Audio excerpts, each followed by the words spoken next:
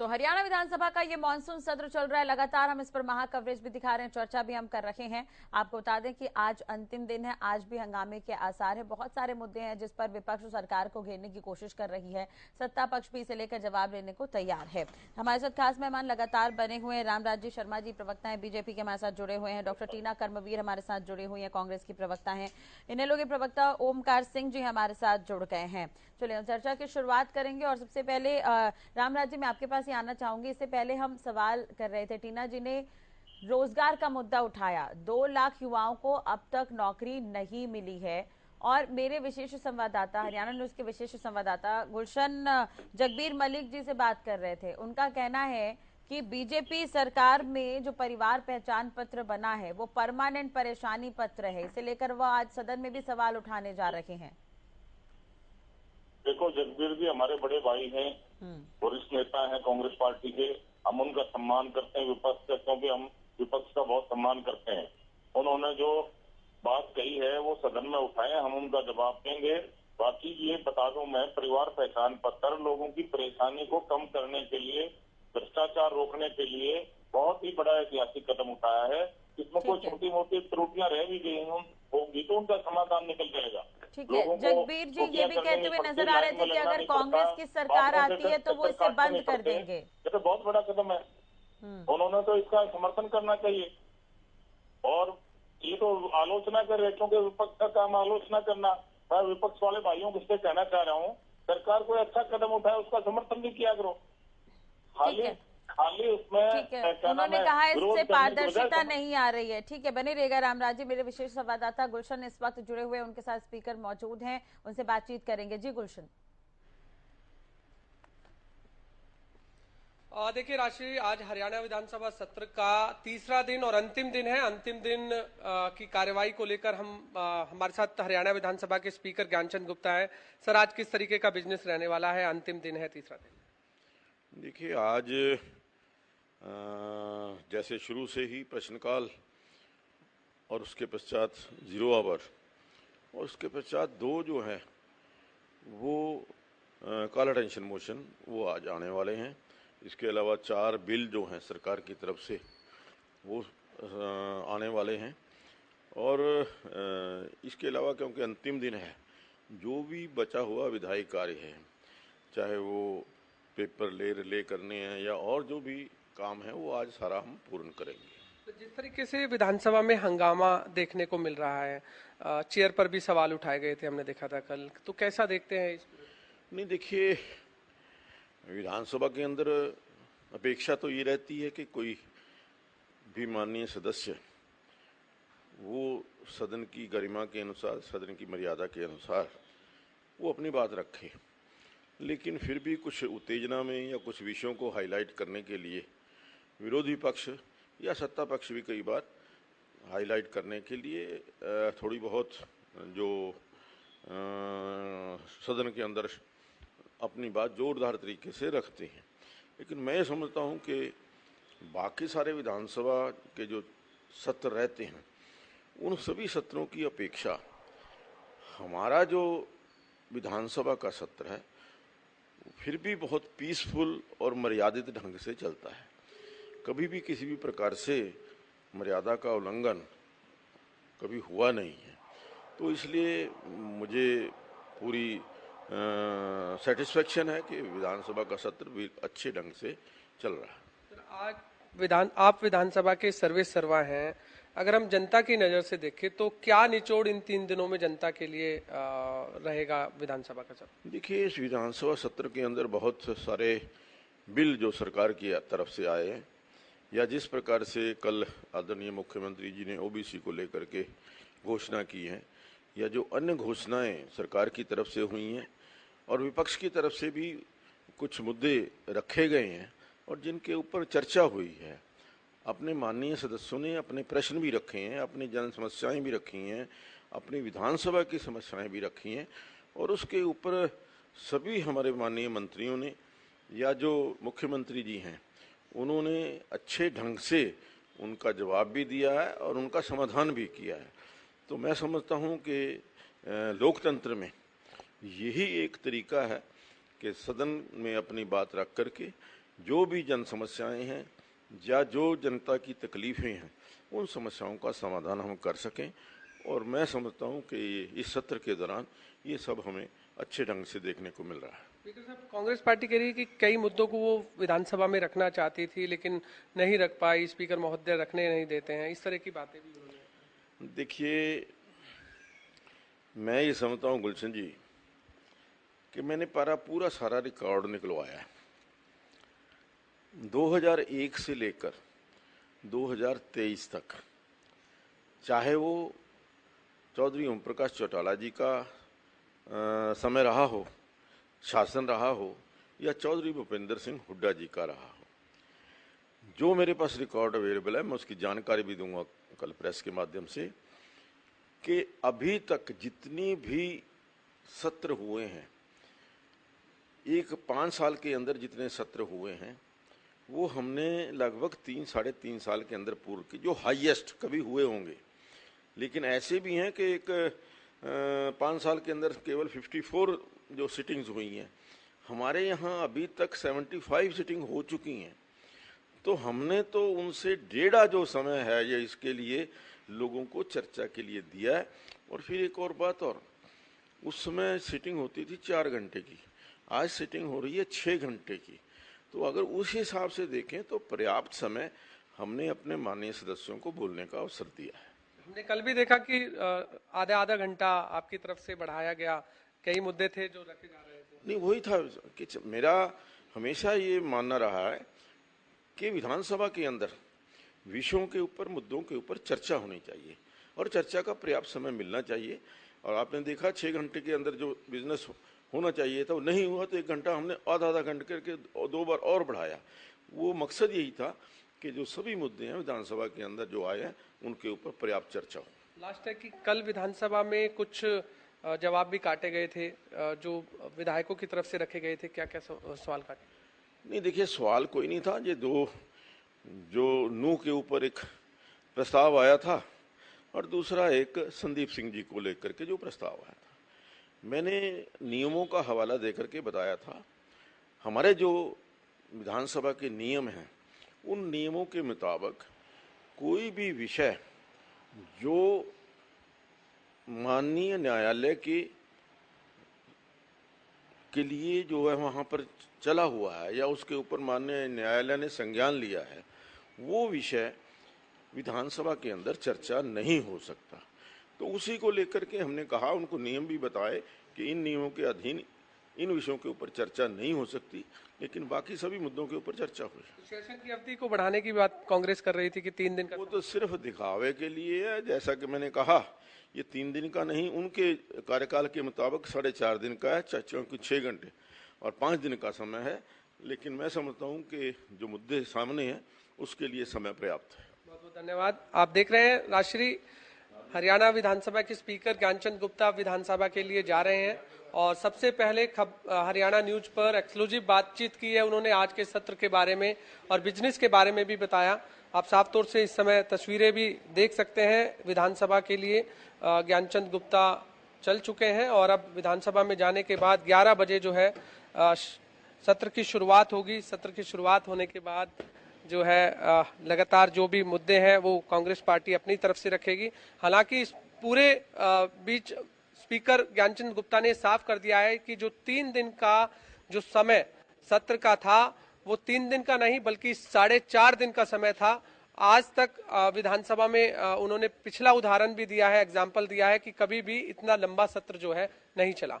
जी राष्ट्रीय गुलशन उनसे बातचीत करने के लिए, जानकारी देने के लिए। तो विधानसभा सेशन के महा कवरेज आप लगातार हरियाणा न्यूज पर देख रहे हैं, हम इस पर चर्चा भी कर रहे हैं, खास मेहमान लगातार जुड़े हुए हैं। इससे पहले सवाल जवाब का दौर कई मुद्दों को लेकर देखने को मिला है। तो एक बार फिर से चर्चा की शुरुआत करेंगे और रामराज जी से मेरा यही सवाल था कि रामराज जी, जिस तरह से रोजगार को लेकर सवाल उठाया गया था टीना जी की तरफ से, उस पर आपका जवाब कि पारदर्शिता बढ़ती जा रही है, ट्रांसपेरेंसी है पोर्टल के आने से, लेकिन कांग्रेस साफ तौर पर कह रही है कि पारदर्शिता नहीं है। आप लोग कहते हैं कि कांग्रेस पारदर्शिता नहीं चाहती। ऐसा है बहन जी, ये भ्रष्टाचार रोकने का एक ऐतिहासिक कदम है। इससे बाबुओं के चक्कर नहीं काटने पड़ते, लाइनों में नहीं लगना पड़ता। और जो काम है अपना पोर्टल पर डाउनलोड करो, अपना आप हो जाएगा। जैसे पेंशन है और परिवार पहचान पत्र है। लेकिन अगर इस पर कोई लापरवाही बरती जा रही है तो अधिकारियों को फटकार क्यों नहीं लगाई जाती? क्योंकि सीएम खुद इस पर संज्ञान ले रहे हैं, लेकिन उसके बावजूद लापरवाही हो रही है कहीं ना कहीं। कोई भी नया पैटर्न शुरू करते हैं, नई चीज लागू करते हैं, तो उसमें छोटी मोटी त्रुटियां होती रहती हैं, उनको सुधार कर देंगे, करने लग रहे हैं, ऐसी बात नहीं है। और बहन जी ने जैसे रोजगार का मुद्दा उठाया है, 2 लाख लोगों को सबसे ज्यादा रोजगार हमने दिया है, और वो भी मेरिट के आधार पर दिया है, बिना खर्ची बिना पर्ची के दिया है। और उसमें टोटली मेरिट चलाई गई है। देहात के बच्चे नौकरी लग रहे हैं, गरीबों के बच्चे नौकरी लग रहे हैं। हमने परिवारवाद, जातिवाद, क्षेत्रवाद सब वादों से ऊपर उठकर हमने नौकरियां मेरिट के आधार पर दी हैं। और इन्होंने तो इनके बच्चे भी नौकरी लग रहे हैं। एक मायने गांव का लड़का है, वो कांग्रेस भाई का लड़का है, उसका लड़का भी नौकरी लगा है और मेरिट के आधार पर लगा है। उन्होंने धन्यवाद भी किया है। तो ये तो नौकरियों के बारे में तो हमारे को नहीं कह सकते, इन्होंने हमारा इस बात के लिए तो तारीफ करनी चाहिए। ठीक है, टीना जी से इस पर जवाब ले लेते हैं। टीना जी, एक तरह से देखा जाए तो 20% का आरक्षण सरकार ने दिया। इससे पहले ITI पास युवकों के लिए नौकरी की जो है वो सौगात सरकार ने दी, सीधे उनको सरकारी नौकरी में भर्ती दी जाएगी। खिलाड़ियों के लिए नौकरी है, HKRN में नौकरी है। तो क्या इसके बावजूद आप ये कह रहे हैं कि सरकार ने कुछ नहीं किया रोजगार के लिए? नहीं, ये असल में इनकी गलती नहीं है, इनकी प्रॉपर्टी डीलिंग की सरकार थी। ठीक है, टीना जी का जवाब सुन लीजिए सर। रामराज जी का जवाब कॉलोनी काट देते थे। हाँ ठीक है सर, रामराज जी आपका भी आपने बोला सर, अब जवाब सुन लीजिए। जी टीना जी। जी बहन जी। जी देखिए, एक तो मैं पहले एक बात स्पष्ट कर देती हूँ कि जिस तरीके से अभी साहब जो बोल रहे थे स्पीकर साहब, तो ये मैं स्पष्ट कर दूं कि अवधि को लेकर राम कुमार गौतम जी जो कि जजपा के नेता हैं, वो खुद कह रहे हैं कि ये अवधि तो 10 दिन तक होनी चाहिए थी। अब इसमें विपक्ष का कहाँ रोल? विपक्ष तो मांग ही कर रही थी, लेकिन उनके नेता तो खुद आके कह रहे हैं, तो मान लेनी चाहिए थी मांग। लेकिन मैं दूसरी बात ये कहना चाहती हूँ, जो आपने मुझसे सवाल किया, हम पूरी तरीके से आभार व्यक्त करते हैं, लेकिन मैं ये सवाल देखिए, अरे चुप रहिए ना, कितने बदतमीज आदमी है आप। बात नहीं करनी है, जवाब दीजिए। रामराज जी जवाब सुनिए। बोल रही थी क्या? रामराज जी जवाब नहीं, इनको शांत रहिए। ठीक है, इतने बड़ी उम्र के आदमी है और फिर इस तरीके से बातचीत कर रहे हैं बीच में आकर। देखिए, अगर परिवार पहचान पत्र की बात की जाए, लगातार इसमें त्रुटियां हुई है। अरे चुप रहिए टीना जी। रोजगार को लेकर रोजगार को लेकर तो आपको मैं डिबेट नहीं करने दूंगी। रामराज जी जवाब सुन लीजिए जी। देखिए, रोजगार को लेकर तो सारी जनता दिख रही है, सारी जनता देख रही है कि इनके यहाँ से हरियाणा से लोग छोड़कर दूसरे प्रदेशों में पलायन कर रहे हैं और नौकरियां किसे दे रहे हैं? किसी को कोई नौकरियां नहीं दे रहे। लगातार देखिए, सीईटी में 41% को रिपीट किया गया। कौशल निगम शोषण निगम कहा जाता है। सर ऐसे चर्चा नहीं हो पाएगी रामराज जी। बदतमीज प्रवक्ता किस तरह से लाए? चर्चा ऐसे नहीं हो पाएगी सर। ये भारतीय जनता पार्टी के अरे आप चुप रहिए। आपके शर्ट पर तो नू हिंसा के दाग हैं, खून के दाग हैं आप लोगों के ऊपर। तो आप बात करेंगे, बीच में आकर बोलेंगे, आप बोलेंगे जाट आंदोलन के समय कितनी शहादत, किसान शहादतों में कितने, आपके शर्टों पर आपके खून के दाग हैं। आप चुप रहिए, बीच में मत बोलिए। किस तरीके से बोल रहे हैं, शर्म आनी चाहिए आप लोगों को तो बीच में बोलते हुए भी। जब विपक्ष बोलता है तो आप सुनते रहिए, चुप रहिए बिल्कुल। मामन खान के बारे में करनी चाहिए थी कार्रवाई, क्यों बैठे थे आप? रामराज जी, अगर अलग अलग मुद्दों को मिक्स करेंगे तो ऐसे चर्चा नहीं हो पाएगी। टीना जी प्लीज, रोजगार पर मैंने आपसे भी पूछा कि इतनी सारी सौगात सीएम की तरफ से दी जाती है, क्या उसके बावजूद नाराजगी है? बहुत सारे डिपार्टमेंट में उस पर मुख्यमंत्री ने सेशन शुरू होने से पहले ही कहा था कि शिक्षा विभाग में जो बची नौकरियां उसे हम पूरा करेंगे।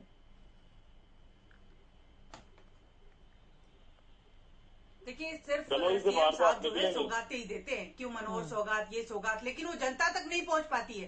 अगर जनता तक पहुंच पाती तो CMI की रिपोर्ट क्या कहती है, कितनी % जो बेरोजगारी में नंबर 1 हरियाणा कैसे बना? इसके पीछे कारण क्या है? इसके पीछे कारण ये है कि इन्होंने जो कौशल निगम, जिसे कि हम सोशल निगम कह रहे हैं, हर एक युवा जो है इसे सोशल निगम। आप कच्ची नौकरियां, वैकेंसी की इन्होंने सरकारी नौकरी की परिभाषा बदल दी। और अगर नौकरियां देती, अब हम भी इनसे पूछेंगे, 216 करोड़ जो केंद्र सरकार ने पैसा दिया, कहाँ गया वो पैसा? क्या जनता तक पहुंचा? बाढ़ प्रभावित क्षेत्रों तक पहुंचा? नहीं पहुंचा। एक भी जो पैसा जो है केंद्र सरकार देती है वो आप पैसा तो जनता तक सबसे नहीं बाहर पहुंचता नहीं है। निकल ये पाए, पैसा करोड़ से इनके बाहर मंत्रियों नहीं की निकल जेब में पाए। जाता है, या लाखन मुझे लगता है माजरा इनकी तक आपने प्रवक्ता रोड के बना बीच में दिया, है। उसके देखिए, आगे हमारा काम शुरू होता पौड़ी, जो भी है राम वो आपने कुमार, कैसे कर दिए? आप अगर प्रॉपर्टी आपने डीलिंग की ठीक है, आपकी लेकिन सरकार रही। लेकिन थोड़े विधानसभा वाले स्पीकर ने किसानों साफ को तौर पर देना किसान चाहिए चीजों को लेकर भी हमको कहा। ग्रास नीना जी, आप सेवा उनकी का बात खर्चा सुन रहे किया, होंगे, कैसे उन्होंने कहा कि इस बार ज्यादा मौका मिला है। राजश्री पहले इनके मुंह पे टेप और फिर चुपकाइए, किसान इनके मुंह पे किसान टेप चुपकाइए, इनको SSC बोलना राम होने राज जी, नौकरी उनके करते जवाब हो। सुनिए, एक कृष्ण एक जी, करोड़ जवाब में सुनिए रिक्शे जरा। काटे थे आपके पहले टाइम में, आप सीखिए, हमने 15,000 पहले रुपए आपको दिया समय मुआवजा। मिलेगा कभी। ठीक है, ओमकार जी भी हमारे साथ जुड़े हुए। ओमकार जी, क्या कुछ कहेंगे? अभी आप स्पीकर को भी सुन सुबह रहे चाय वाय थे, नहीं पी इससे गए। पहले जगबीर मलिक, जिन्होंने कई तरह के आरोप लगाए हैं। परिवार पहचान पत्र का आज मुद्दा रहेगा, किसानों का मुद्दा अभय चौटाला जी की तरफ से उठाया जाना है, और कुछ देर पहले रजवंत जी जुड़े हुए थे, उनसे भी चर्चा हम कर रहे थे। रामराज जी का कहना है कि अभय चौटाला जी केवल शोर मचाते हैं। राजश्री जी, देखिए, मेरी एक सबसे पहले बेनती है, तभी मैं बोलूं। ठीक है, आप अपना जवाब दीजिएगा। रामराज जी, प्लीज इनका जवाब सुनिए, सुनिएगा, उसके बाद आप राजश्री जी, काउंटर करिएगा सर। राजश्री जी, एक मेरी बात सुनिएगा। देखिए, कोई व्यक्ति प्रवक्ता दूसरे के बारे में ना बोले। जब मैं बोल रहा हूँ तो दूसरों को म्यूट कर दीजिए, दूसरे बोल रहे हैं मुझे भी म्यूट कर दीजिए। अच्छा तभी रहेगा। आपका चैनल एक अच्छा चैनल है, सब पूरा देश प्रदेश देखता है। अगर बीच में बोलेंगे फिर मैं नहीं बोलूंगा, सीधी सी बात है। अपनी अपनी बात रखने का सबको हक है, हम भी नहीं बोलेंगे, वो भी नहीं ठीक है बोलेंगे। सर जी। ओमकार जी, देखिए, चौधरी अभय सिंह चौटाला जी ने 4 मुद्दे मुख्य तौर पर उठाए। पहला तो उन्होंने बीमा प्रीमियम का उठाया कि ठीक है। किसानों से बीमा प्रीमियम तो बिना हाँ। उसके बताए उनके हाँ। क्रेडिट कार्ड में से बीमा प्रीमियम काट ले, किसान कार्ड में से काट लिया जाता है। लेकिन जब मुआवजा देने की बात आती है तो बीमा कंपनियां पीछे हो जाती हैं। इसके बारे में उन्होंने जवाब मांगा था। दूसरा, उन्होंने पूछा था कि किसान जो कर्ज के तले है उसके बारे में डाटा मांगा था कि अब तक कितने किसानों की मृत्यु होगी, कितने किसानों पर किस किस बैंक का कर्ज है और वो कर्ज कैसे उतरेगा। ये सारा पूछा था सरकार से, लेकिन सरकार कोई जवाब नहीं दे पाई। इसके साथ ही उन्होंने नौकरियों के प्रश्न पर कहा था। आज गांव के गांव खाली हो रहे हैं, ब्रेन ड्रेन हो रहा है। गांव में बच्चा अपनी जमीन बेचकर डोंकी वीजा लेके बाहरले देशों में जा रहा है। ऐसी परिस्थिति क्यों उत्पन्न हुई? अगर रोजगार है तो ये बच्चे बाहर क्यों जा रहे हैं? ये बहुत सोचने वाली बात है। इसके साथ ही बाढ़ के टाइम में कितना नुकसान हुआ, किस किस क्षेत्र में हुआ और सरकार ने उस क्षेत्र में क्या उपाय किए। आप देखिए, जनता के अरबों खरबों रुपए बर्बाद हो गए, लेकिन क्षतिपूर्ति पोर्टल के नाम पर एक इन्होंने काम करने का काम किया और कुछ नहीं। आज अगर 1 रुपया भी बाढ़ के किसी लाभार्थी को दिया गया तो वो बताने का काम करें। आज बाढ़ के से करोड़ों अरबों खरबों रुपए की जनता की बर्बादी हुई। गरीब आदमी का खाने पीने का राशन, कपड़ा लत्ता, बर्तन और सब कुछ बर्बाद हो गया। लेकिन सरकार ने सिर्फ पोर्टल बनाया। पोर्टल कब खुलेगा, कब बंद होगा, कब उस पोर्टल पर कार्रवाई होगी, ऐसा कोई निश्चित प्रावधान नहीं है। कम से कम सरकार ये बताए आने वाले 15 दिन में हम गरीबों को इतने पैसे देंगे। दिया कुछ भी नहीं। इसके साथ साथ बेरोजगारी की व्यवस्था के बारे में जो एम्प्लॉयमेंट एक्सचेंज खुले हुए हैं उसमें कितने बच्चों के नाम रजिस्टर्ड है, 2009 में कितने रजिस्टर्ड थे, 2014 में कितने रजिस्टर्ड थे और आज कितने रजिस्टर्ड है। आज बेरोजगारी की संख्या क्या है? अगर सरकार ने रोजगार दिया है तो रोजगार के ऊपर सरकार की स्थिति क्या है, किन किन तबकों में सरकार दिया, किस किस क्षेत्र में दिया, इस सब के ऊपर एक व्हाइट पेपर जरूरी है ताकि जनता को पता लग सके। ये कहते हमने रोजगार दिया, लेकिन एक बात क्या के बात समाप्त करूंगा। कौशल रोजगार निगम और सक्षम, ये दोनों योजनाएं युवा को छल रही है, युवा को बेवकूफ बना रही हैं। आप देखिए, सक्षम में एक ग्रेजुएट बच्चे को सिर्फ 6,000 रुपए दिया जा रहा है और पोस्ट ग्रेजुएट को 7500 रुपए प्रतिमाह दिया जा रहा है। कौशल रोजगार निगम में 8,000 से लेके 12,000 रुपए तक दिए जा रहे हैं। वही बच्चा जब सरकार की नौकरी में सिलेक्ट हो जाता तो उसको 50,000, 60,000, लाख रुपए तक मिलता है। आज ये युवाओं के साथ धोखाधड़ी जो कर रही है, ये एक अच्छी बात नहीं है सरकार की।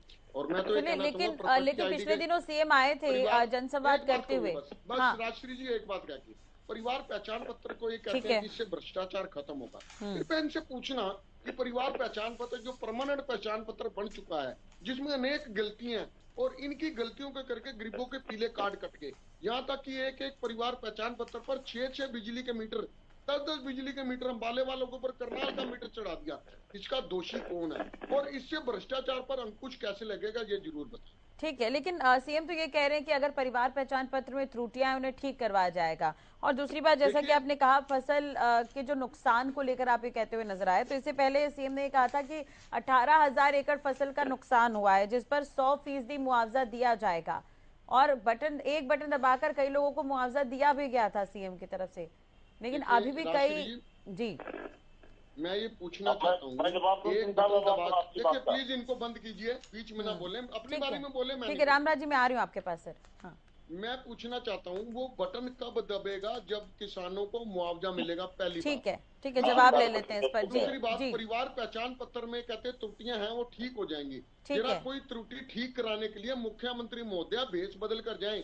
महाराजा रणजीत सिंह जी का उदाहरण है, वो जनता की समस्या देखने के लिए खुद भेष बदल कर जाते थे। तो मुख्यमंत्री भी जरा एक आम इंसान की तरह किसी परिवार पहचान पत्र को ले जाएं, स्थानीय निकाय विभाग में ले जाएं, बिजली बोर्ड में ले जाएं, उनको पता लग जाएगा कि त्रुटि कैसे ठीक होती है। जनता की आंखों के आंसू उनको पता लगने चाहिए। ठीक है, जवाब सुन लीजिए सर। आंसू रो रही है ये रामराज जी, ठीक है, जवाब सुन लीजिए सर। सिंह साहब, मुख्यमंत्री ji for your kind information Saturday को जनसंवाद करते हैं। जनसंवाद में सीधा उनसे आम जनता से बात करते हैं। लेते हैं वो। अरे नहीं, जनसंवाद करते हो तो सवाल तो आप लेते हो, वो तो आप लेते हो, यहाँ लेने लग रहे हैं और वहाँ सदन में आपके नेता लेने लग रहे। और रही बात आपने और क्या इंडस्ट्री की बात, खरखोदा में मारुति कंपनी लगने लग रही है जिसमें 10-12 हजार बच्चों को रोजगार मिलेगा, और हमने ठेकेदारी प्रथा बंद करी है। वो उसको आप जो कह रहे हैं ना कौशल रोजगार, वो ठेकेदार का ना होकर वो उसमें कौशल रोजगार में बच्चों को नौकरियां मिल रही है हमारों को। और सबसे ज्यादा नौकरियां हमने दी है पारदर्शिता के आधार पर दी है। आपके आका की तो नौकरियों में तो सजा हुई थी, जो नौकरियों में सजा हुई थी आपके आका की भर्ती घोटाले में। मैं आपको बता दूं, हमारी सरकार ने पारदर्शिता के आधार पर नौकरियां दी है, बिना खर्ची बिना पर्ची के नौकरियां दी है, और गरीबों के बच्चे नौकरियां लग रहे हैं मेरिट के आधार पर। हमने क्षेत्रवाद, जातिवाद, भाई भतीजावाद सब बातों से ऊपर उठ के मेरिट के आधार पर नौकरियां दी है, और समान विकास कार्य करवाया है, चाहे विधायक किसी भी पार्टी का क्यों ना हो। हर मामले में हम पारदर्शी हैं। पोर्टल की बात पे आ जाओ, पोर्टल एक बहुत ऐतिहासिक कदम है। जो नौकरी करते हैं, प्राइवेट नौकरियां करते हैं, उन्हें लाइन में लगने की जरूरत नहीं है, उन्हें छुट्टी करने की जरूरत नहीं है, उन्होंने बाबू के चक्कर काटने की जरूरत नहीं है। तो पोर्टल पर लोड करो, अपना आप हो जाएगा। कोई नई व्यवस्था लागू होती है, उसमें छोटी मोटी गलतियां हो जाती है, उसको हम ठीक करने लग रहे हैं। और बताइए, और क्या पूछना है आपने? हर मामले में हम पारदर्शी भाई। ठीक है, आशा वर्कर को लेकर भी सवाल थे विदेश में टीना जी का सवाल था, आशा वर्करों को लेकर भी। एक बात और रहेगी बहन जी, एक सेकंड में। भाई साहब ने कहा था विदेश में बच्चे जा रहे हैं, विदेश में जाना हमने आसान कर दिया। अगर कोई बच्चा विदेश में पढ़ने के लिए जा रहा है, हमारे लिए गौरव की बात है। ये कांग्रेस की प्रवक्ता भी हमारी बहन जी सुन ले, कांग्रेस के टाइम में 3-3, 4-4, 5-5 साल में पासपोर्ट बनता था। दिल्ली में दफ्तर होता था, फिर चंडीगढ़ में दफ्तर होता था, बड़ा मुश्किल से चंडीगढ़ में दफ्तर खोला गया। उसमें 2-2 साल तक तो पुलिस वेरिफिकेशन नहीं होती थी, और जिले वाइज अब दफ्तर खुल गया है। पासपोर्ट विद इन वीक हाथ में आ जाता है, और बच्चों को बाहर जाने का बहुत अच्छा मौका मिल रहा है। बाहर विदेश में बच्चे नौकरियों के लिए जा रहे हैं, अच्छा पैसा कमा रहे हैं, खुशहाल हो रहा है हरियाणा। बच्चे बाहर पढ़ भी रहे हैं और मल्टीनेशनल कंपनियों में नौकरी कर रहे हैं। ये तो हमारे लिए गौरव की बात है। हमारे बाप दादा जो गाँव में हल जोड़ते थे, हम आगे, हम वकील बन गए, शहर में आगे, अच्छी बात है। इसमें बुरी बात क्या है? इनका बार बार करें बच्चे विदेश में जा रहे, विदेश में जा रहे। अरे हमारे लिए तो गौरव की बात है, बच्चे विदेश में जा रहे हैं। ये हमारे जो ब्रिटेन का आशा वर्करों को लेकर भी सवाल उठाया था टीना जी ने। तो इंडियन है रामराज जी, आशा वर्करों को लेकर भी सवाल उठाया था उन्होंने। प्रधानमंत्री बन रहे हैं, ये तो हमारे लिए गौरव की बात है। जी, आशा वर्करों को लेकर भी सवाल उठाया था टीना जी ने सर। आशा वर्करों की जो समस्याएं हैं उसका भी निवारण हो जाएगा। एक एक करके सब बातों का हम निवारण करने जा रहे हैं। हर मामले में पारदर्शी हैं। विधानसभा में इनके नेता से विनम्र आग्रह है, ज्यादा शोर ना मचाएं, सब्जेक्ट पे बोले, हर बात का जवाब दिया जाएगा। और सबसे ज्यादा समय हमारी सरकार दे रही है। जैसे उन्होंने कहा मैं ये मात्र 3 दिन का सदन का कार्यकाल किया गया है। अरे जो 9 साल में नहीं कर पाए वो 3 दिन में क्या करेंगे आप बताइए। और बहन जी, ये कांग्रेस की प्रवक्ता है, हमारी बहन जी है, हम इनका बड़ा सम्मान करते हैं, महिलाओं का हम बहुत सम्मान करते हैं। ये मामन खान के बारे में, रणदीप सुरजेवाला के बारे में भी बोले, जो कल, लेकिन सदन में कल आपको ये भी याद होगा कि HSVP समर्थन करते हैं या विरोध करते हैं, फिर जनता से क्या इच्छा करते हैं? जनता इनको वोट देगी और फिर राक्षस के शराब देते हैं। शराब देना है तो सुरजेवाला भाई, इसको भूपेंद्र हुड्डा जी को शराब दीजिए, जो हरियाणा की राजनीति से आपको बेदखल कर दिया। ठीक है, आपने राजस्थान में जाकर ठीक है, रामराज जी, टीना जी का जवाब सुन लीजिए सर, बहुत सारे सवाल हो गए। जो सदन में कहा उसमें प्याज की तरफ वोट देंगे, ये कोई एमएलए की रामराज जी, स्टेटमेंट होती है टीना क्या? जी का जवाब सुन लीजिए अब। जी हाँ जब हाँ जी जी बहन जी। टीना जी की आवाज नहीं आ पा रही। एक ईंट नहीं लगी, एम्स नहीं खुला वहाँ पर, एक ईंट नहीं लगाई गई। जनसंवाद में जब सीएम साहब से पूछा जाता है तो बोल मोड़ कर जाते हैं। लेकिन नहीं, आप मुझे बताइए ना इस बात का जवाब। बोलिए ना बहन जी। राजश्री जी बात गलत है, देखिए दूसरे की आवाज म्यूट कर दीजिए। सुनने वाले के बारे में बोलिए ना बहन जी। टीना जी की आवाज नहीं आ पा रही है। जब आवाज आएगी नहीं तो सब्जेक्ट था। ठीक है टीना जी, कुछ परेशानी है शायद तकनीकी, मैं आपसे दोबारा बातचीत करने की कोशिश करूंगी। ओमकार जी आप कुछ कह रहे थे सर। राजश्री जी देखिए, मेरे बीच में नहीं बोलेंगे, ऐसी गलत बात होती है एक दूसरे के बीच में बोलना। मैं भी सुन रहा था इन्होंने जो आरोप लगाए, कोई बात ठीक है। देखिए, सबसे पहले तो इन्होंने पोर्टल पर बात कही, मैं मानता हूँ पोर्टल पे जाके किसी समस्या को अपलोड तो कराइए। हमारी अधिकतर जनसंख्या आज भी अनपढ़ है। पोर्टल पर जाकर उनको पता नहीं कैसे चढ़ाना है। सीएससी सेंटर में जाते हैं, पोर्टल वाला जाते ही 200 रुपए से लेके 500 रुपए तक ले लेता है। फिलहाल लेकिन इस पर सदन में भी चर्चा हुई है ओमकार जी, ये कह दिया गया कि त्रुटियां हैं उसे ठीक कर लिया जाएगा। अधिकारियों को छुट्टी के दिन भी बुलाकर काम करवाया जा रहा है और भी अलग से नियुक्तियां की जा रही है। दूसरी बात, मैं प्रॉपर्टी आईडी को बताना चाहूंगा। 46 लाख प्रॉपर्टी आईडी हरियाणा में बनी, जिसमें से अधिकतर गलत है। याशी कंसल्टेंसी जिसने प्रॉपर्टी आईडी बनाई उसको पूरा भुगतान कर दिया गया, और याशी कंसल्टेंसी का जो एरर क्लाज है वो सिर्फ 5% का है। मैंने एक आरटीए में पूछा कि आपने याशी कंसल्टेंसी के ऊपर कार्रवाई क्यों नहीं करी। मेरे को जवाब आया राजश्री जी कि याशी कंसल्टेंसी का एरर क्लाज है 5%, लेकिन उसकी गलतियां हैं 4.98%, मतलब गलतियां कम है। लेकिन पीछे मुख्यमंत्री महोदय का एक बयान आया था, उन्होंने कहा था कि 8.5 लाख गलतियां हम सुधार चुके हैं। आप देखिए 46 लाख का 8.5% 20% से ऊपर बनता है, तो क्या याशी कंसल्टेंसी पर कार्रवाई नहीं होनी चाहिए? होनी चाहिए। इसके साथ ही इन्होंने पेंशन, जो परिवार पहचान पत्र को बना के 5 लाख लोगों की पेंशन काट दी। चौधरी अभय सिंह चौटाला जी ने घोषणा करी कि सरकार बनने पर पीले राशन कार्ड 10 लाख लोगों के कटे हैं, वापिस सबके बनाए जाएंगे। और परिवार पेंशन जो उन्होंने काटी है सूद समेत दी तो जाएगी, साथ में परिवार पेंशन 7500 रुपए महीना की जाएगी। आज इन्होंने हमारे पर आरोप लगाया कि हमें नौकरियां देने के कारण में हमें जेल हुई। मैं इनसे पूछना चाहता हूं, जो जेजेपी पार्टी आपकी संगठन में है, जरा उसके बारे में बता दीजिए, उनका सुप्रीमो कौन है और उनके ऊपर क्या आरोप थे। ठीक है, ये आरोप लगाए गए और किस वजह से आरोप लगे ये आपको भी मालूम है, क्योंकि जब की बात है तब आप भी हमारे साथ सत्ता में थे, तब आपने क्या किया। ये बात तो सिर्फ कहने की है। इसके साथ साथ इन्होंने कहा कि महिलाओं का हम सम्मान करते हैं, बहुत सम्मान करते हैं। लेकिन इससे पहले जब शहरी निकाय मंत्री ने ये कहा था, बारे में आपका क्या राय है? ठीक है ओमकार जी, आप प्रॉपर्टी आईडी का मुद्दा उठा रहे हैं। शहरी निकाय मंत्री ने ये कहा था कि कंपनी की गलती है इस पर। तो कंपनी की गलती है, जनता क्यों भुगते? सरकार भुगते ना। कंपनी की गलती है, सरकार दोबारा से सर्वे करवाए, उसका अपनी कोस्ट पे करवाए। सारे कर्मचारी नगर परिषद नगर निगम के लगे हुए हैं, लेकिन गलतियां ठीक नहीं हो रही। एक व्यक्ति को अगर रजिस्ट्री करवानी होती है राजश्री जी, 4 महीने लग जाते हैं। पहले प्रॉपर्टी आईडी ठीक कराता है, नाम दुरुस्त कराता है, एड्रेस दुरुस्त कराता है, उसके बाद एनओसी लेने के लिए उसको डीयूएलबी तक जाना पड़ता है। 4 महीने एक व्यक्ति को अपनी जमीन जायदाद बेचने में लग जाते हैं। ये सरकार के आई तो ये भी खबर आई थी कि घर बैठे अब अपनी प्रॉपर्टी आईडी ठीक कर सकते हैं, क्या इसमें भी आप राजश्री जी आप अपने मकान के अपने प्लाट की प्रॉपर्टी आईडी निकाल के जरा घर बैठे ठीक करने की कोशिश करना, आपको पता लग जाएगा कितनी व्यवस्था में गलतियां हैं। सारी गलतियां ही गलतियां हैं। एक रामराज जी, क्या कंपनी पर अंकुश नहीं लगाया जा सकता? अगर कंपनी ही गलती कर रही है तो क्या इस पर कोई अंकुश नहीं लगाया जा सकता सरकार की तरफ से? वो मॉनिटरिंग किया जाता है, जो गलतियां हैं उनका सुधारीकरण भी किया जा रहा है। और जो ये कह रहे हैं भाई साहब, वो किसी परिवार पहचान पत्र में नाम कट गए हैं, तो उनकी पेंशन कट गई है। जो अनुचित लाभ ले रहे थे, कई गाड़ियां थी, बड़ी बड़ी कोटियां थी, और पीले राशन कार्ड बनवा के लाभ ले रहे थे, गरीबों का हक खा रहे थे, उनकी पेंशन कट गई, तो उनके राशन कार्ड से नाम कट गया, तो उनका पेट में तकलीफ हो रही है। जो गरीबों का हिस्सा खा रहे थे उनका पेट में तकलीफ हो रही है। चलिए, लेकिन ओमकार जी कह रहे हैं कि आम जनता परेशान हो रही है इससे।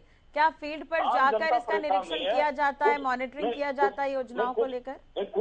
कुछ तो गलतियां हो रही हैं, उनको ठीक करने लग रहे हैं, मैं भी मानता हूँ, लेकिन ज्यादातर परेशानी उनको हो रही है जो अनुचित लाभ ले रहे थे, जो कई तो गाड़ियां। लेकिन रामराज जी, मेरी भी जानकारी में है, ये जब ग्रीवेंस कमेटी की बैठक हुई थी, अगर मैं ओमकार जी सही हूँ तो ग्रीवेंस कमेटी की ये बैठक हुई थी, तो ये कहा गया था कि प्रॉपर्टी आईडी को लेकर सरकार ने इतिहास रच दिया, लेकिन बाद में त्रुटियां इसे लेकर सामने आने लगी और कंपनी को ही जिम्मेदार माना गया था। तो क्या कंपनी पर कार्रवाई नहीं की जा सकती थी उस समय? कार्रवाई हो रही है, कार्रवाई हो रही है। क्या हुआ कार्रवाई? कोई पर्चा दर्ज हुआ? ठीक है, इसको संज्ञान में रख लीजिए रामराज जी। हो सकता है आप प्रतिनिधि हैं पार्टी के, तो इस मामले को संज्ञान में लाइए, फिर आपके जो उच्च स्तर के नेता हैं। विधानसभा में भी माननीय मुख्यमंत्री जी ने इसका जवाब भी दिया है। हमारे जैसे भाई साहब क्या है, उन्होंने पूछा भी इनके विधायक जी ने, माननीय मुख्यमंत्री जी ने उसका जवाब भी दिया है। ठीक है, देखिए तमाम तरह की चीजें ऑनलाइन है सर, तमाम तरह की चीजें ऑनलाइन है, तो इस पर अगर हम देखें तो बहुत सारी चीजों को लेकर मॉनिटरिंग करने की आवश्यकता है। ठीक है, सहूलियत आप दे रहे हैं, लाइनों में नहीं लगना पड़ता और प्राइवेट उसको सेक्टर में उनको अपनी ड्यूटी नहीं करनी पड़ती, मजदूर को अपनी गाड़ी नहीं तोड़नी पड़ती, ये तो अपने आप काम हो जाता है। तो बहुत अच्छा है आपको। हाँ, ये है कोई नई व्यवस्था लागू करते हैं उसमें खामियां भी होती हैं, खामियों का पिछली सरकारों में समस्या थी, इसलिए बीजेपी को मौका दिया गया है, जो भी सत्ता पक्ष में है, बीजेपी जेजेपी की सरकार चल रही, तो इसलिए मौका दिया गया है। अभी तमाम तरह की खामियां हैं, अब कुछ वर्ग नाराज भी है, उन्हें भी ठीक करना होगा, आगामी चुनाव भी है रामराज जी कहीं ना कहीं। ठीक है, टीना जी अपनी बात रखिए। देखो क्या है, जनता जनार्दन देवतुल्य होती है और हम उसका बहुत सम्मान करते हैं। हमारे प्रधानमंत्री ने उनके पैर धोए हैं। ठीक है, जब आप रिकॉर्डर की तरह शुरू हो जाता है, सम्मान करते हैं। जनता जनार्दन को हम देवता मानते हैं। बिल्कुल, जनता ने ही आपको सत्ता में भी रहने का मौका दिया, तो करना ही पड़ेगा। ठीक है, रामराज जी सुन लीजिए। की तरह उनको राक्षस नहीं कहते। ठीक है, रामराज जी सुन लीजिए, टीना जी कुछ आज भी आशीर्वाद, आज भी जनता का हमारे साथ रहेगा। बिल्कुल, टीना जी कुछ कह रही हैं। देखिए, नहीं, अगर आपके पास आशीर्वाद होता तो आप जनता के बीच जाते हैं, जनसंवाद, तो जिस तरीके से सवाल पूछे जाते हैं तो आप जवाब नहीं दे पाते। लगातार देखिए, ये सरकार ये कहते हैं 9 दशक में हमने क्या क्या काम किया। अब एम्स का इन्होंने जिक्र किया कि एम्स बनाया हमने, 9 दशक हो गए, एक ईंट नहीं रखी गई, लेकिन झूठ इतना बोलते हैं, प्रचार करने में नंबर 1 है। लगातार ये भारतीय जनता पार्टी इवेंट राजनीति की व्यवस्था गलत है, इवेंट मैनेजमेंट कंपनी है, जो की सिर्फ एक राष्ट्रीय जी, वैसे ये दायित्व तो आपका है कि इनको चुप कराया जाए। अगर आप रामराज जी, मैं आप बस से बार-बार रिक्वेस्ट कर रही हूँ, चर्चा नहीं हो पाएगी। मैं तो चुप हूँ, मैं तो बोल ही नहीं रहा। ठीक है, टीना जी ऐसा कुछ है भी नहीं बोलने के लिए। मेरा दायित्व है, मुझे पता है मेरा दायित्व, लेकिन अगर कोई चुप ना हो, शांत ना हो, तो मैं बस निवेदन कर सकती हूँ। आप म्यूट कर दीजिए, मेरे को भी कर दीजिए म्यूट। जी, मुझे लगता है इन्होंने दायित्व ज्यादा, ठीक है, इन्होंने दायित्व ज्यादा निभा लिया है, लेकिन जनता ने इनको वोट दी, जनता ने इनको वोट दिया, इनको सरमाथे पर बैठाया, तो जनता का दायित्व ये भूल गए। क्योंकि देखिए, लगातार ये सवाल पूछा जाता है कि विपक्ष पार्टियां जो है इनकी नीतियों की सराहना नहीं करती। अब जब इन्होंने बेटी बचाओ बेटी पढ़ाओ शुरुआत की थी, तो कांग्रेस ही पार्टी ऐसी थी जिन्होंने ये कहा कि हाँ, इन्होंने अच्छा इनिशिएट किया, लेकिन क्या वो जनता तक पहुंचा? क्या इनसे पूछा जाए जो निर्भया फंड है दिया गया था वो कहाँ खर्च हुआ है? और इनसे पूछा जाए कि जो बेटी बचाओ बेटी पढ़ाओ के तहत जो फंड दिया जाता है वो कहाँ गया, बजट कितना है? और लगातार देखिए, इसी प्रदेश के अंदर जब संदीप सिंह से सवाल पूछा जाता है तो अहंकारी मुख्यमंत्री किस तरीके के बयान देते हैं, धज्जियां उड़ा देंगे, हम इस्तीफा नहीं देंगे, हम ऐसा नहीं करेंगे। अरे भाई, मुख्यमंत्री है आप इस प्रदेश के, आपको बेटियों को भरोसा दिलाना चाहिए। बेटियां बैठी इंतजार कर रही है, इस विधानसभा सत्र को टकटकी लगाए देख रही है कि मुख्यमंत्री प्रदेश का सूबे का मुखिया जो है उनको विश्वास देगा कि आप सुरक्षित है। अरे चुप रहिए आप, इतने बदतमीज प्रवक्ता, क्या प्रवक्ता है ये, मुझे ये नहीं पता। राष्ट्रीय जी ऐसे कैसे चलेगा? आपके रामराज जी जवाब सुन लीजिए, आप पॉइंट नोट करिए सर, उसके बाद इस पर काउंटर कर लीजिएगा। ज्यादा मैं कंटिन्यू नहीं करूंगी। आप सर रामराज जी, आप पॉइंट नोट कर लीजिए, टीना जी के सवालों का फिर आप जवाब दे दीजिए करके। लेकिन आज जब ये लेकिन अभी जनता के बीच जाएंगे तो इनसे सवाल पूछा जाएगा कि संदीप सिंह को क्यों नहीं इस्तीफा लिया गया, ब्रजभूषण से क्यों इस्तीफा नहीं लिया। वो व्यक्ति संसद में बैठा की दांत फाड़ रहा है, लेकिन उन पर कोई कार्रवाई नहीं होती। इनकी सरकार के समय ये जानबूझकर जो ऐसे आरोपी हैं उनको बचाने का काम मुख्यमंत्री साफ तौर पर कर रहे हैं। गृह मंत्री अलग से ही बयान देते हैं, गृह मंत्री को कुछ होशो आवास नहीं है। गृह मंत्री से इस्तीफा मांगा कांग्रेस ने, इस्तीफा नहीं दिया। क्यों? क्योंकि देखिए कितनी बड़ी चूक हुई गृह मंत्री से कि एक ऐसे प्रदेश में जो जहां पूरी तरीके से शांति स्थापित थी, भी उस प्रदेश में हिंसा हुई और ये हिंसा जाट आंदोलन के समय पे भी हुई, ये हिंसा किसान आंदोलन के समय भी 750 किसानों ने शहादतें दी। इसी वजह से हम बार बार कहते हैं कि इनकी जो सफेद शर्ट है उनके ऊपर खून के धब्बे हैं, क्योंकि इन्होंने इस प्रदेश के अंदर इतना नुकसान किया है। और जिस तरीके से भाईचारा जो ये प्रदेश कहा जाता था, अभी भाई साहब कह रहे थे कि विदेशों में ठीक है टीना जी, मैं आपके पास दोबारा आऊंगी। ओमकार जी हमारे साथ जुड़े हुए हैं। ओमकार जी, घोटाले को लेकर, हाँ बिल्कुल, घोटाले को लेकर बातचीत हो रही है। मैं वो कांग्रेस का दौर भी याद दिलाना चाहूंगी जब वृद्धा पेंशन सामने आया था, वृद्धा पेंशन में घोटाले देखने को मिले थे। क्या कुछ कहेंगे इस पर, क्योंकि सरकार अभी बीजेपी की है, पिछली सरकारों में भी घोटाले हुए थे सर।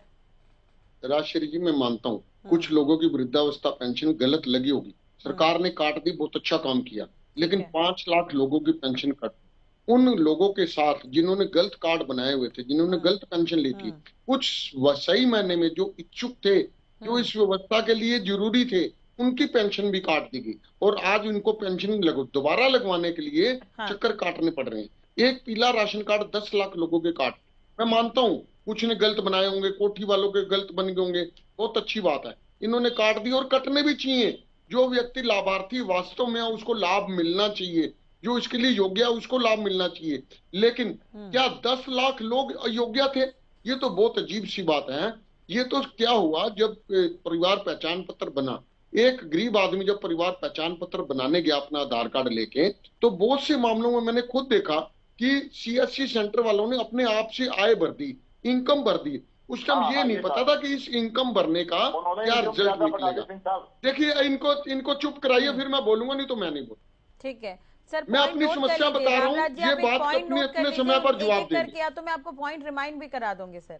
हाँ ठीक है। देखिए राजश्री जी, एक आम व्यक्ति जो अनपढ़ व्यक्ति है, उसको तो ये पता ही नहीं था कि कितनी इनकम है कितनी नहीं है, उसको ITR के बारे में भी नहीं मालूम। उसकी आय जो CSC सेंटर ने अपने IDA से भर दी, वो आज उसके लिए सिरदर्दी बन गई।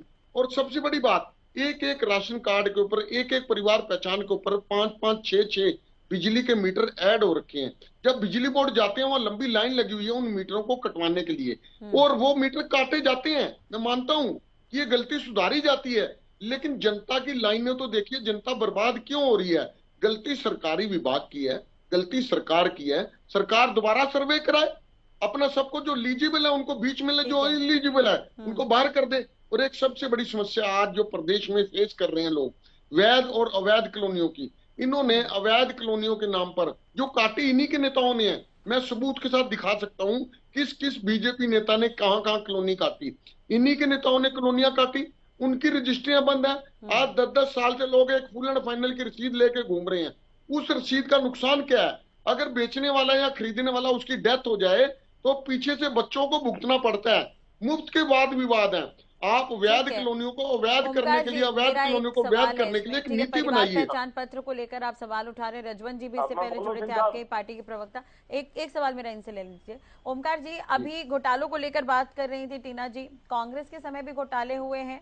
पिछले दिनों कांग्रेस के ही जो 6 विधायक हैं जो इकट्ठा हुए थे, उन्होंने PC की थी और 428 करोड़ के घोटाले का आरोप लगाया था सरकार पर। ये सर बड़ा आंकड़ा है और बहुत सारे उन्होंने डिपार्टमेंट का जिक्र किया था। क्या कांग्रेस की सरकार में सब कुछ ठीक था? अभी बीजेपी में तमाम तरह के घोटाले हो रहे हैं। राजश्री जी, अगर कांग्रेस की सरकार में सब कुछ ठीक होता तो बीजेपी को मौका क्यों मिला? स्पष्ट सी बात है कि कुछ गलत था तभी मौका मिला। और दूसरा मैं ये कहना चाहूंगा, इनके टाइम में कितने घोटाले हुए, रजिस्ट्री घोटाला हुआ, शराब घोटाला हुआ, कितना बड़ा शराब घोटाला हुआ था और कितने लाख रजिस्ट्रियां हो गई थी। धान घोटाला हुआ, गेहूं घोटाला हुआ, चना घोटाला हुआ, हजारों घोटाले हो लिए इनके टाइम में। क्या किसी एक घोटाले की रिपोर्ट आई? अनिल विज जी ने SET बनाई थी, SIT भी बनाई थी रजिस्ट्री घोटाले और शराब घोटाले में। क्या उसकी आज जांच अभी तक आई? जांच रिपोर्ट नहीं आई। कृपया ये बताने का कष्ट करें। ठीक है, मैं मानता हूं कांग्रेस के टाइम में घोटाले हुए जिसकी वजह से बीजेपी को मौका मिला, लेकिन अब क्या बीजेपी कांग्रेस की राह पर नहीं चल रही है? क्या बीजेपी घोटाले नहीं कर रही है? अगर घोटाले कर रही है तो क्या उसके ऊपर क्या एक्शन हुआ? किस नेता को पर उन्होंने क्या कार्रवाई की? ठीक है, रामराज जी जवाब लें। आपका एक बात का जवाब दूंगा सिंह साहब।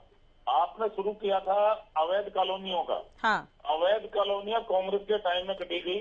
किसानों के सस्ते भाव में जमीन ली गई, उनको सेक्शन 4 का नोटिस दिया गया, फिर उसमें कॉलोनी काटी गई और यह वो जमीन बिल्डरों को बेची गई। ठीक है। दूसरा, आपने ये पोर्टल का मुद्दा उठाया था, तो उसमें कई लोगों की ये आय ज्यादा दिखाई गई। कई लोगों ने क्या किया, ये बैंकों से लोन लेने के लिए तो उसमें अपनी आय ज्यादा दिखा दी ताकि लोन आसानी से मिल जाएगा। ये भी रीजन रहे उसमें, इसमें भी आप मान के चलो। और दूसरा, इसमें जो खामियां हैं उसको हम दूर करने लग रहे हैं।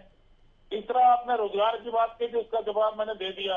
इंडस्ट्री की बात आपने कही थी, खरखोदा में आपके नजदीक है, मारुति की फैक्ट्री लगने लग रही है, उसके साथ में और ज्यादा उसके ज्वाइंट वेंचर आएंगे, हजारों बच्चों को उसमें रोजगार मिलेगा। चौथा, आपने विदेश की बात कही थी, विदेश का मैंने जवाब दिया था। विदेश में जाना हमने और ज्यादा पारदर्शिता कर दी, हमारे बच्चे विदेश में पढ़ रहे हैं, मल्टीनेशनल कंपनियों में नौकरी लग रही है, ये तो हमारे लिए गौरव की बात है। फिर आपने बात कही थी इसकी, क्या नाम है, इसकी कांग्रेस की सरकार ने कहा था, भ्रष्टाचार के ऊपर आरोप लगा हमारे ऊपर। भाई ये क्या नाम है, कई भ्रष्ट अधिकारी हैं, भ्रष्ट अधिकारियों को हमने पकड़ा है और ये पहली सरकार है जिसमें क्लास 1 अफसरों को भी हमने पकड़ा है और उनको जेल के अंदर डाला है। ये हमारी पारदर्शिता का ही परिणाम है। हमारी सरकार पारदर्शिता के आधार पर काम ओमकार जी ने ये सवाल उठाया है कि अगर कांग्रेस के वक्त घोटाले हुए, बिना खर्ची बिना पर्ची के हम काम कर रहे हैं। रामराज जी, ओमकार जी का ये सवाल है कि कार्रवाई कहां पर हुई है? अगर कांग्रेस के समय घोटाले हुए तो कार्रवाई कहां पर हुई है? एसआईटी गठित कर दी गई, अभी जांच ही चल रही है उस पर? नहीं, जांच देखो, जांच अधिकारी जांच कर रहा है, उसको उसमें हम इंटरफेयर नहीं करते। ये तो कांग्रेस करती थी, ये तो कांग्रेस का कल्चर है, ये तो सिंह साहब की पार्टी का कल्चर है, इनके बीच में इंटरफेयर करना। सरकार पारदर्शी है, पारदर्शिता के आधार पर काम हो रहा है। अभी तो ओमकार जी ये भी कह रहे हैं कि बीजेपी अब कांग्रेस की राह पर चलने लगी है। ना, कांग्रेस के राह पर नहीं चलने लग रही है। कॉलोनियां हमने तो पक्की करी है, कांग्रेस के खोटे हुए गढ़ों को हम मूंदने लग रहे हैं। ये तो कलोई से बाहर निकले नहीं। मैंने आपको पिछली बार भी कहा था, लाखन माजरा तक रोड बन गया, उसके आगे हमारे गांव आता पॉलीडीएम शुरू हो गया, वहां से छोड़ दिया, लाखन माजरा तक रोड बना दिया, बच्चे ज्यादा कलोई की नौकरी लगाया। फिर भी तो हरियाणा में सड़कों का मुद्दा भी सदन में देखने को मिला है। भव्य बिश्नोई भी सवाल उठा रहे थे सर सदन में खराब सड़कों को लेकर। आधार पर नौकरियां दी है, पहली सरकार है तो बिना खर्ची बिना पर्ची, हरियाणा एक, हरियाणवी एक, सबका साथ। लेकिन रामराज जी, खराब सड़कों का मुद्दा तो इस बार विधानसभा में देखने को मिला है। भव्य बिश्नोई खुद खराब सड़कों को लेकर सवाल उठाते नजर आए थे सदन में। हाँ, ये कांग्रेस से खोदे हुए खड़े है ना, जिसको हम ठीक करने 9 साल में खड्डे नहीं भर पाए। राजश्री जी, ठीक है, टीना जी भी जुड़ गई हमारे साथ दोबारा। खोदे हुए खड़े हैं, हर डिपार्टमेंट में खड्डे खोद रखे हैं, हर जगह में खड्डे खोद रखे हैं। 9 साल में रामराज जी, टीना जी की बात सुन लीजिए। ठीक है, कांग्रेस पर आपने आरोप लगाया, टीना जी की बात सुन लीजिए।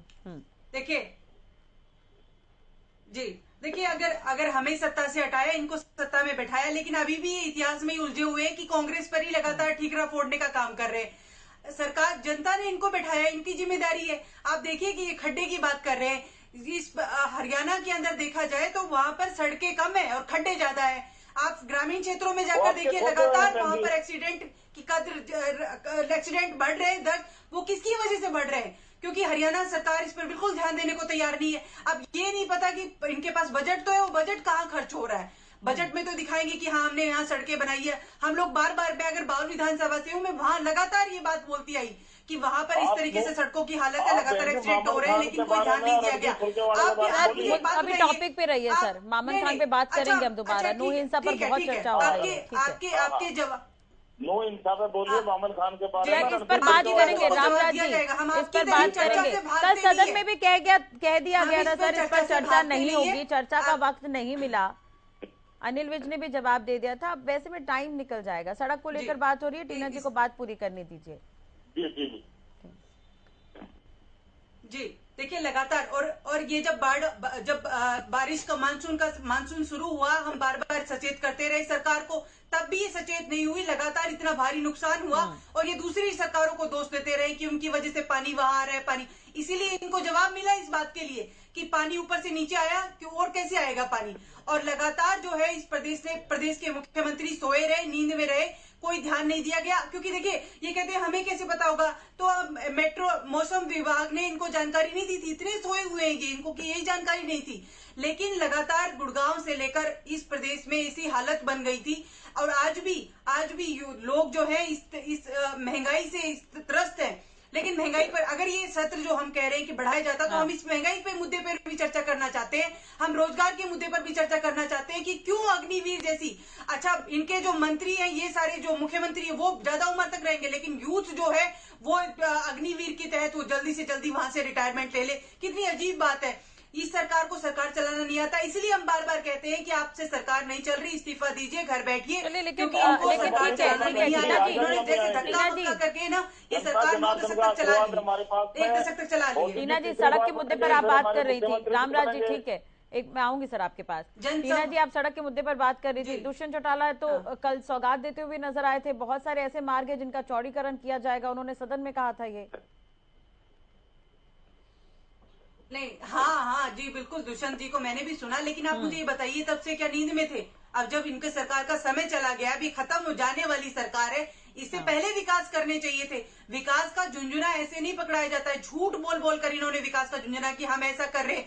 इससे पहले क्या कर रहे थे? इससे पहले इनके पास समय था, क्योंकि इनकी रिपोर्ट कार्ड 0 है, नील बटे सन्नाटा। जब ये जनता के बीच आते हैं, चलिए अब स्वास्थ्य विभाग को लेकर भी कल चर्चा हुई थी, बैठा लेते हैं जनसंवाद के समय में। ठीक है ओमकार जी, कल स्वास्थ्य विभाग को लेकर भी चर्चा हुई थी। 941 डॉक्टरों के पद खाली हैं, जिसमें से अनिल विज ये कहते हुए नजर आए थे कल कि 803 डॉक्टरों ने ज्वाइनिंग कर ली है।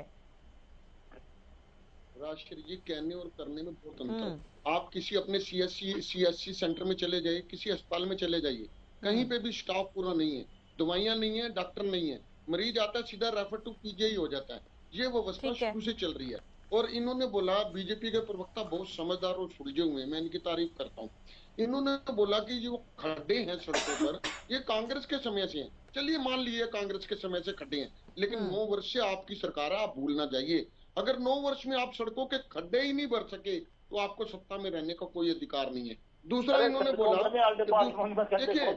देखिए रामराज जी, अपनी बारी में बोलिए, मैंने आपको बोला मैं आपके बारे में नहीं बोलता। जी भाई साहब, देखिए एक दूसरी बात मैं कहना चाहूंगा, आज एक गरीब व्यक्ति का आयुष्मान कार्ड की बात करती है। जिस व्यक्ति का आयुष्मान कार्ड बनना चाहिए, अगर उसका नहीं बना हुआ, उसको बनाने की प्रक्रिया, मेरी रिक्वेस्ट है रामराज जी जरा बता दीजिए। मेरी नॉलेज में 2 व्यक्ति ऐसे हैं जिसकी दोनों किडनियां फेल हैं। एक व्यक्ति को हार्ट अटैक की समस्या है, लेकिन उसके पास पैसे नहीं है, इलाज नहीं हो पा रहा। कृपया ये जरूर रोशनी डालिए कि जिसका आयुष्मान नहीं बना वो आयुष्मान कैसे बनाए। 1-2 पॉइंट और बस। एक इन्होंने कहा था, जब शुरू में इनकी सरकार बनी 2019 के बाद, इन्होंने ढोल नगाड़े के साथ उप मुख्यमंत्री और मुख्यमंत्री एक दूसरे को गुलदस्ते भी दिए कि हमारे पास 6.5 लाख करोड़, ये कितनी बिंदियां जरा बता दें मैं मान जाऊंगा। 6.5 लाख करोड़ के MOU साइन हुए, मतलब बाहर की कंपनी आके 6.5 लाख करोड़ हरियाणा में लगाएंगी और हरियाणा का कायाकल्प कर देंगी। बहुत अच्छी घोषणा थी, लेकिन ये बताएं आज की डेट में सिर्फ 12,000 करोड़ MOU जो साइन हुए थे उनकी कंपनियां स्टार्ट हुई हैं। कहा 6.5 लाख करोड़, और 6.5 लाख करोड़ लाने के लिए इनके मंत्रियों ने, मुख्यमंत्री ने विदेशों में कितने दौरे किए, कितने हजारों करोड़ रुपए खर्च कर दिए, और आया क्या? सिर्फ 12,000 करोड़। इसके साथ साथ इन्होंने एक बात कही थी, पर्ची खर्ची बंद। बहुत बहुत धन्यवाद आपका। पर्ची खर्ची बंद, अटैची का कर लो प्रबंध। टीना जी, आप दोनों से मेरा ये सवाल है, ओमकार जी, टीना जी, आप दोनों से मेरा ये सवाल है कि अगर डॉक्टरों की मैपिंग करवाने वाला पहला राज्य बना है हरियाणा, इसकी तारीफ केंद्र की तरफ से भी की गई है, तो विपक्ष को आपत्ति क्यों है? क्या स्वास्थ्य विभाग में देखिए राजश्री जी, मैं जवाब देता हूँ। केंद्र किसका है? बीजेपी का। स्टेट किसकी है? बीजेपी की। एक बंदा ढोल बजा रहा, दूसरा उसको शाबाशी दे रहा, बस। अरे जनता में जाके देखिए, कह रहे हैं कि 808 डॉक्टरों को ने ज्वाइनिंग कर ली है, 941 डॉक्टरों से हमने बातचीत की है, इंटरव्यू। अरे राजश्री जी, अनिल विज एक ऐसी शख्सियत है, अनिल विज एक ऐसी शख्सियत है जिसको अखबार में रहना है। अखबार में रहने के लिए कोई भी बयान दे सकते हैं वो, इसको छोड़िए। आप ये बताइए, आज किसी अस्पताल में जाते हैं तो क्या डॉक्टर अवेलेबल होता है? क्या नर्स अवेलेबल होती है? किसी भी अस्पताल में चले जाइए, रेफर टू PGI हो जाता है। और एक बात कह के बंद करूंगा, ये इन्होंने बोला पर्ची खर्ची बंद। मैं कहता हूँ ठीक है, बहुत अच्छी बात, पर्ची खर्ची बंद, अटैची का कर लो प्रबंध। इनके सचिवालय से 1 करोड़ रुपए मिला। आप बताइए, सचिवालय में जहाँ 1 लाख नहीं जा सकता, वहां से 1 करोड़ रुपए कैसे मिला? और उस व्यक्ति से मिला जो सरकार के सबसे नजदीक है। मेरा एक सवाल आपसे रहेगा सर, मैं आपके पास आऊंगी दोबारा, ठीक है? मेरे संवाददाता गुलशन इस वक्त जुड़े हुए, विशेष संवाददाता हरियाणा न्यूज के गुलशन ग्रोवर हैं इस वक्त, उनके पास ले चलते हैं। जी गुलशन।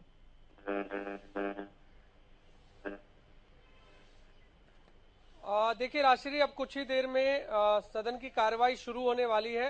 हालांकि इस समय विधानसभा के अंदर जो है मुख्यमंत्री मनोहर लाल, विधानसभा स्पीकर ज्ञानचंद गुप्ता और डिप्टी स्पीकर रणवीर गंगवा समेत तमाम बीजेपी के विधायक इस समय मौजूद हैं और अंदर जो है विपक्ष को सवालों का जवाब देने के लिए रणनीति जो है इस समय तैयार की जा रही है। लगभग 20 मिनट हो चुके हैं मीटिंग शुरू हुए और मीटिंग में सभी विधायकों को भी समझाया जा रहा है मुख्यमंत्री मनोहर लाल के द्वारा। ये पहले से रणनीति तैयार की जाती है, जब भी सदन की कार्रवाई शुरू होती है, शुरू होने से पहले तमाम विधायकों को विधानसभा में बुला करके एक कॉन्फ्रेंस हॉल में बैठाया जाता है और उसके बाद एक रणनीति तैयार की जाती है ताकि विपक्ष को उनके सवालों का जवाब जो है दिया जा सके।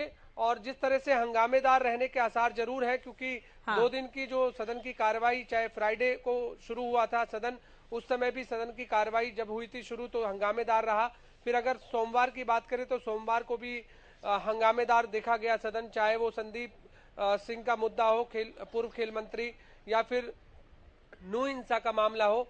तो आज भी कई मुद्दे हैं जिनको लेकर के हंगामा हो सकता है, लेकिन शुरुआत में प्रश्नकाल से शुरू होगी सदन की कार्रवाई और उसके बाद शून्यकाल होगा, फिर ध्यान आकर्षण होगा। ध्यान आकर्षण में 2 प्रस्ताव जो है रखे गए हैं। अभय सिंह चौटाला के द्वारा एक रखा गया है जिसमें प्रधानमंत्री फसल बीमा योजना के अंतर्गत जो खरीफ की फसलों का मुआवजा है उसका प्रस्ताव रखा गया है। उसके अलावा गोहाना से कांग्रेस विधायक है जगवीर मलिक, उनके द्वारा भी एक प्रस्ताव रखा गया है ध्यान आकर्षण, जिसमें उन्होंने परिवार पहचान पत्र की त्रुटियों के बारे में बताया है और वो आज सदन में अपना पक्ष रखेंगे। अब ऐसे में सरकार की तरफ से उन मुद्दों पर क्या कुछ कहा जाता है ये देखना होगा। जी बिल्कुल ठीक है, बने रहेगा हमारे साथ गुलशन। ओमकार जी, मेरा आपसे ये सवाल था कि अभी जगबीर मलिक के कहते हुए नजर आए थे कि परिवार पहचान पत्र परमानेंट परेशानी पत्र है, अगर कांग्रेस की सरकार आती है तो इसे बंद कर देंगे। इनेलो का क्या कुछ कहना है इस पर? देखिए, चौधरी अभय सिंह चौटाला जी पहले ही स्पष्ट कर चुकी हैं कि परिवार पहचान पत्र से जनता को बहुत सी समस्याएं पैदा हुई हैं। सरकार आते ही, इनेलो की सरकार आते ही इस पीपीपी को रद्द कर दिया जाएगा। पहली कंडीशन उन्होंने बोल दी थी, पहले दिन ही रद्द कर देंगे, क्योंकि इस परिवार पहचान पत्र में जितनी जानकारी है एक टेबल पर बैठकर जानकारियां जुटा ली गई। कोई किसी व्यक्ति के घर पर सर्वे नहीं हुआ, यहाँ तो होता व्यक्ति के घर पर जा जाके सर्वे होता। परिवार पहचान पत्र में ऐसे लाखों लोग हैं जिनकी मृत्यु हो चुकी है, उनका नाम भी परिवार पहचान पत्र में शामिल है। सरकार ने कोई ऐसा काम नहीं किया, ना किसी एजेंसी ने ऐसा काम किया कि गली मोहल्ले में जाकर लोगों की जाकर सर्वे करे कितनी आमदन है। घर पे बैठे हुए सारे परिवार पहचान पत्र की आमदनियां लिखी गई।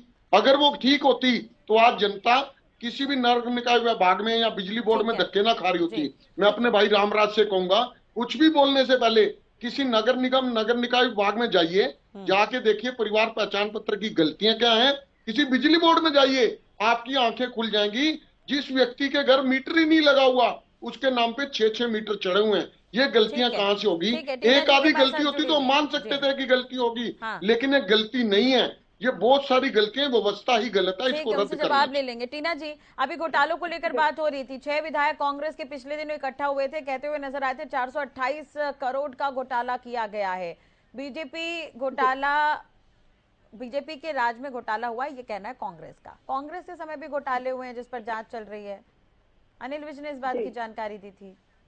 देखिए, एक बात मुझे बताइए कि इनकी सरकार है, क्या इन्होंने किसी को भी कन्विक्ट किया? नहीं किया। इनकी सरकार के समय ये डाटा सिर्फ मैं ये कहना चाहती हूँ हरियाणा का नहीं, पूरे देश में कोई कन्विक्शन नहीं। सिर्फ ये क्या करते हैं कि ईडी सीबीआई की इंक्वायरी करने शुरू कर देते हैं। देखिए, एक वो इस तरीके का इन्होंने जिस तरीके से संवैधानिक संस्थाओं का दुरुपयोग किया है, सबसे ज्यादा भारतीय जनता पार्टी ने किया है। लेकिन इनके ही मंत्री के ऊपर जब ये अमृत योजना के तहत 428 करोड़ का घोटाला सामने आया तो इन्होंने चुप्पी साध ली और कोई ईडी सीबीआई आईटी जो कि इनके 3 जवाई है इन्होंने नहीं भेजे। जैसे आप चुप्पी साध रहे हो रणदीप के बारे में और मामन खान के बारे में। दो ही लाइनें आती है, कौन नहीं पता आपको पार्टी के बारे में, आपकी पार्टी की कमियों के बारे में और जानकारी नहीं है।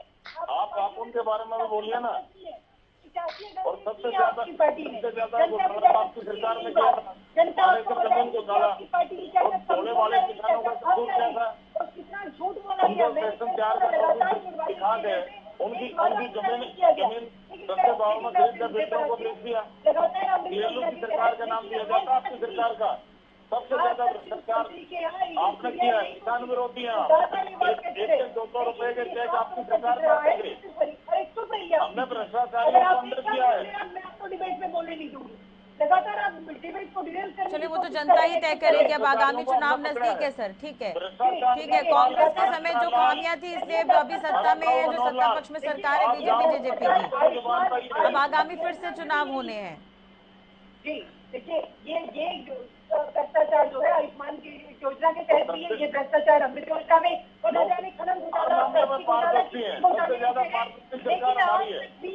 और वहीं पर आप देखिए तो बोलते नहीं। अपने बहन को अमन खान के बारे में, रणदीप के बारे में बोलिए ना। भारतीय जनता पार्टी जो है किसानों में क्या समस्या था? सस्ते भाव में जमीन ठीक है, मिली। ठीक है सर, ऐसे चर्चा नहीं हो पाएगी सर, ऐसे चर्चा नहीं हो पाएगी। आप बारी बारी से सुन जनता लीजिए। जनार्दन को आप राष्ट्रपति कह रहे हो, उसके बारे में तो आप बोल नहीं रहे। मोहम्मद खान ने खरियाला प्याज की तरह फोड़ दूंगा। देखिए, आप बस दो टाइम के बोलते रहिए। हुए। मोहम्मद खान पर आपको कार्रवाई करनी चाहिए थी। हम बार बार कहते हैं, अगर आपकी सरकार टाइम रोकना चाहिए था। आपके सदन के नेता वहाँ विराजमान थे। रामराज जी, टीना जी, इस पर कानूनी कार्रवाई चल रही है। इस पर अगर हम चर्चा ना करें तो बेहतर होगा। नो हिंसा मामले पर सदन में भी कह दिया गया था कि इस पर चर्चा नहीं होगी। फिर बार बार इस तरह के मुद्दे उठ जाते हैं, फिर आम जनता का ही सवाल है ये भी। इनकी पार्टी ने क्या एक्शन लिया उनके खिलाफ? इनकी पार्टी का विधायक है, उन्होंने भी तो एक्शन लेना चाहिए था। कानूनी कार्रवाई चल रही है सर, फिर ये संदीप सिंह का मुद्दा उठाएंगे। ये उनका समर्थन करते हैं, विरोध करते हैं। एक बार प्रदेश की जनता को बताएं तो। अब मोहम्मद खान का जब आप मुद्दा उठाते हैं, तब विपक्ष की तरफ से संदीप सिंह का मुद्दा उठाया जाता है। इस पर कोई निष्कर्ष नहीं निकल पाता। फिर कानूनी कार्रवाई चल रही है सर इस पर। सदन में बोला है, आरोप लगाने से कोई आरोपी सिद्ध अरे तो अगर कोई आपको लग रहा है तो जेल में डालिए ना। जेल में डालिए, क्यों खाली बैठे, क्यों सोए हुए हैं? फरवरी की बातचीत को आप आज कर रहे हैं, और जब इतनी सारी घटनाएं हो गई आपके प्रदेश में, तब तक सोए हुए थे। ऐसे चर्चा में इसमें सर कोई निष्कर्ष नहीं निकलेगा। आम जनता सुन रही है सर। चलिए, थोड़ी ही देर में सदन की कार्रवाई शुरू हो जाएगी, फिर ये चर्चा रुक जाएगी। आम कह रहे हैं, धमकी दे रहा है। एमएलए पाटौदी ने, गिरावत ने उनको टोका, उनको भी धमकाने लगे। चलिए गुलशन, मैं आपके पास आना चाहूंगी, अगर मेरी आवाज पहुंच रही हो आप तक। तो आपने भी अभी डिप्टी स्पीकर से बातचीत की थी। डिप्टी स्पीकर से आपने एक सवाल किया था, मैंने सुना था कि बहुत ज्यादा समय नहीं मिल पा रहा है, ऐसा विपक्ष कह रहा है। डिप्टी स्पीकर और स्पीकर ये कहते हुए नजर आ रहे थे कि समय तो पूरा दिया गया है। स्पीकर से जब आप बातचीत कर रहे थे तो उनका कहना यह है कि मेरी तरफ से पारदर्शिता बरती जा रही है, तमाम मुद्दों को लेकर विपक्ष को भी बोलने का मौका दिया जा रहा है, सत्ता पक्ष को भी बोलने का मौका दिया जा रहा है। लेकिन विपक्ष का ये आरोप था कि स्पीकर कई मुद्दों पर चर्चा करने नहीं देते।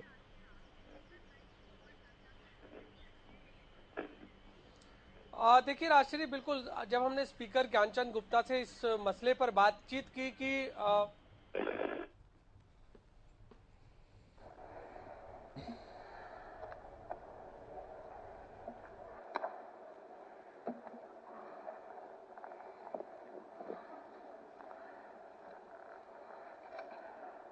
माननीय सदस्यगण,